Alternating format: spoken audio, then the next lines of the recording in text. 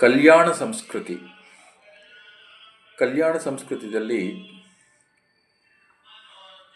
ದಾಂಪತ್ಯವೆಂಬುದು ಸೃಷ್ಟಿ ಧರ್ಮ. ಇದು ಸಕಲ ಜೀವಿಗಳಿಗೆ ಸಮಾನ. ಆದರೆ ಮನುಷ್ಯನು ಬುದ್ಧಿಜೀವಿಯಾದ ಕಾರಣದಿಂದ ಸಂಸ್ಕಾರಮಯ ಜೀವನವನ್ನು ಅನುಸರಿಸುವುದು ಅವನ ಕರ್ತವ್ಯ.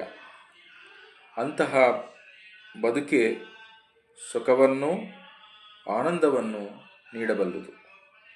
ಪ್ರಾಚೀನ ಭಾರತೀಯ ದೃಷ್ಟಿಕೋನದಲ್ಲಿ ವಿವಾಹವು ಒಂದು ಸಂಸ್ಕಾರ. ಸಂಸ್ಕಾರವೆಂದರೆ ಜೀವಿಯ ಪ್ರಜ್ಞೆಯನ್ನು ನಿರ್ಬಾಧಕವಾದ ಕರ್ತವ್ಯ ರೂಪದಲ್ಲಿ ಮೇಲೆತ್ತಿ ಅದನ್ನು ನೆರವೇರಿಸುವುದರಿಂದ ದೊರೆಯುವ ಲಾಭವನ್ನು ಪಡೆಯುವ ದಾರಿ. ವಿವಾಹ ಸಂಸ್ಕಾರದಲ್ಲಿ ದೊರವೆ ಮೊದಲ ಲಾಭವೆಂದರೆ ಮನುಷ್ಯನು ಜನ್ಮತಃ ಹೊತ್ತಿರುವ 3 ಋಣಗಳಲ್ಲಿ ಒಂದರಿಂದ ಮುಕ್ತಿ ಪಡೆಯುವುದು.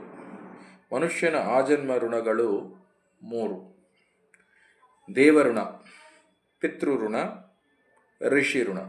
ದೇವಋಣ ಅಂದರೆ ಏನು ಅಂದರೆ ಗಾಳಿ, ನೀರು ಮುಂತಾದ ಪರಿಸರ ದೈವಗಳಲ್ಲಿ ಸಕಾಲ ಮಳೆ ಮುಂತಾದ ಋತುಧರ್ಮ ದೇವತೆಗಳಲ್ಲಿ ಇರುವ ಹೊಣೆಯನ್ನು ನಿರ್ವಹಿಸುವುದು. ಪಿತೃಋಣ ಅಂದರೆ ಏನು? ಜೀವರಾಶಿಗಳಲ್ಲಿ ಗರ್ಭಾಧಾನ, ಜೀವಾಂಕುರ ಮತ್ತು ಪ್ರಜನನ ಎಂಬ ವಿಶ್ವಕರ್ಮದ ಭಾಗದಲ್ಲಿ ಮಾನವನು ತನ್ನ ಕರ್ತವ್ಯವನ್ನು ಸಕ್ರಮವಾಗಿ ನೆರವೇರಿಸುವುದು. ಋಷಿ ಋಣ ಅಂದರೆ ಏನು?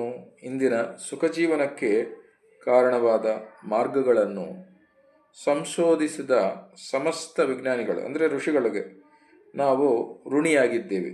ನಾವು ಆ ದಾರಿಯಲ್ಲಿ ಮುನ್ನಡೆಯಲು ವಿದ್ಯಾರ್ಜನಾದಿ ಸಾಧನಗಳಿಂದ ಸತತ ಕೃಷಿ ಮಾಡಬೇಕು. ಈ ದಾರಿಯಲ್ಲಿ ಬುದ್ಧಿಜೀವಿಯಾದ ಮನುಷ್ಯನು ಋಣತ್ರಯಗಳಿಂದ ಮುಕ್ತಿ ಪಡೆಯುತ್ತಾನೆ. ಪಿತೃಋಣವನ್ನು ತೀರಿಸುವ ವಿಧಾನವೇ ಸುಂದರ ಸಂಸಾರದಾಯಿನಿ. ಸಂತಾನೋತ್ಪತ್ತಿಗೆ ಜೀವಿಗಳೇ ಉಪಕರಣ ಸಾಧನವಾಗಿದ್ದಾರೆ. ಜೀವಿಗಳು ಸಂತಾನೋತ್ಪತ್ತಿ ಕಾರ್ಯ ನಡೆಸಲು ಪ್ರಕೃತಿಯ ಶಕ್ತಿ ನೀಡುತ್ತದೆ. ಅದೇ ಸ್ತ್ರೀ ಪುರುಷರ ಪರಸ್ಪರ ಆಕರ್ಷಣಾ ಶಕ್ತಿ. ಈ ಶಕ್ತಿಯನ್ನು ನಮ್ಮ ಪುರಾತನರು ಸಾಂಕೇತಿಕವಾಗಿ ಗಂಧರ್ವವೆಂದರು. ಈ ಗಂಧರ್ವ ಶಕ್ತಿಯು ಸೋಮನೆಂಬ ಗ್ರಹಾಕರ್ಷಣ ಶಕ್ತಿಯ ಮೇಲೆ ಆಧಾರವಾಗಿದೆ.